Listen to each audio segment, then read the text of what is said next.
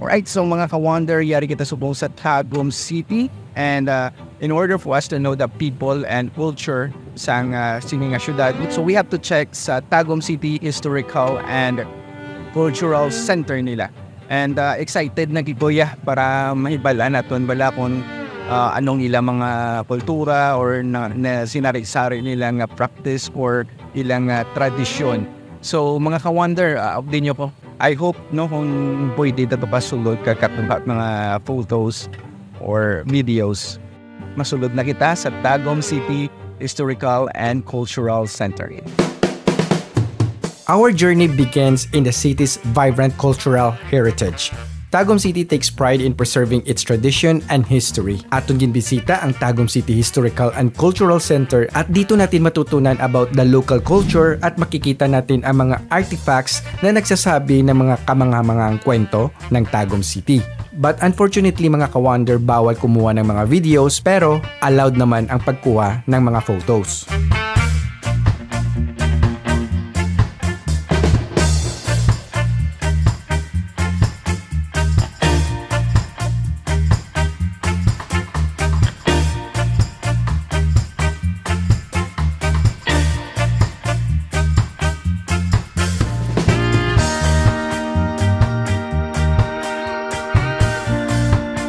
Marami akong natutunan sa kanilang kasaysayan, kultura at tradisyon habang ako'y nag-iikot sa kanilang museum at may isang bagay na nakadisplay that got my attention.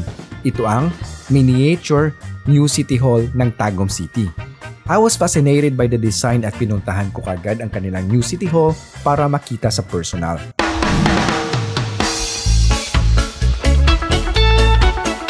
Napakaganda ng New Tagum City Hall. A significant landmark, a modern architectural designs that reflects the city's progress and development. Namangha rin ako sa pagbigay nila ng halaga sa kanilang mga sining. Sa harapan ng Tagum City Hall, napaligiran ng iba't ibang sculpture that reflect the tradition and culture of Tagum City. May malawak na espasyo ang sa harapan ng City Hall at may parang amphitheater pa sila na parang hugis kabute.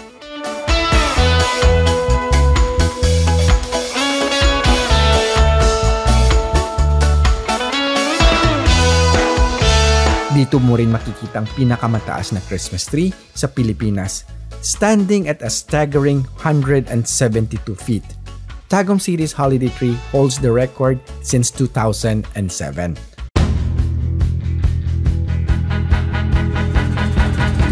Tagum City's culinary scene is a melting pot of flavors.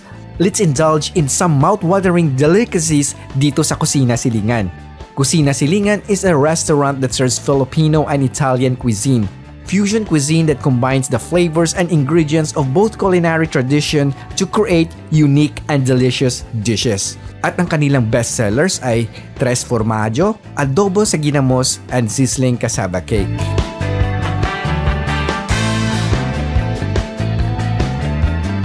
So if ever makapunta kayo ng Tagum City, make sure to drop by and dine at Kusina Silingan, located at 2nd floor, door 1 and 2, SG Complex, above Security Bank, across sa G Mall.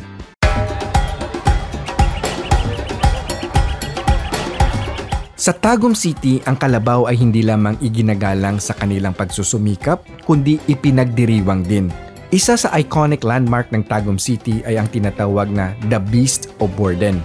Ito ay gawa ni Rey Mujahid Kublai Milan, gawa sa itinapon na kama sa ospital mula sa Southern Philippines Medical Center.